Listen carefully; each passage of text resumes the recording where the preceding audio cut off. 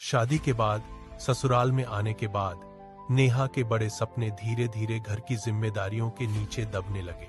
रोज सुबह 5 बजे उठकर नाश्ता बनाना, घर साफ करना, सबकी जरूरतें पूरी करना ही उसकी रोजमर्रा की जिंदगी बन गई। जब भी नेहा अपनी नौकरी या काम शुरू करने की बात उठाती है, सास तुरंत कहती है, घर संभालना ही बहू का सबसे बड़ा काम है।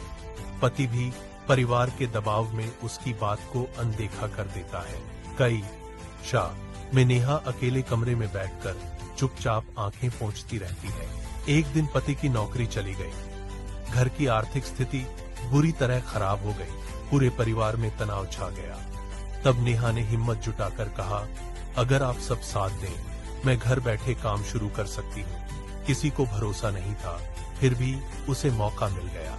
वह रात को सबके सोने के बाद वीडियो बनाती, देर रात तक एडिट करती रही।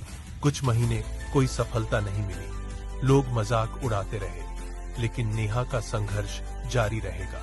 शादी के बाद ससुराल में आने के बाद नेहा के बड़े सपने धीरे धीरे घर की जिम्मेदारियों के नीचे दबने लगे।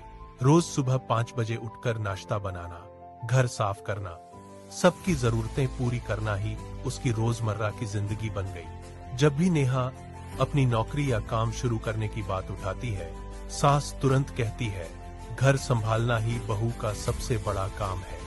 पति भी परिवार के दबाव में उसकी बात को अनदेखा कर देता है।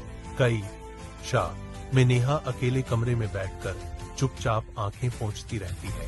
एक दिन पति की नौकरी चली गई, घर की आर्थिक स्थिति बुरी तरह खराब हो गई, पूरे परिवार में तनाव छा गया। तब नेहा ने हिम्मत जुटाकर कहा, अगर आप सब साथ दें, मैं घर बैठे काम शुरू कर सकती हूँ। किसी को भरोसा नहीं था, फिर भी उसे मौका मिल गया।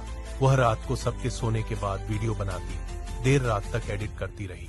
कुछ महीने कोई सफलता नहीं मिली, लोग मजाक उड़ाते रहे, लेकिन नेहा का संघर्ष जारी रहेगा।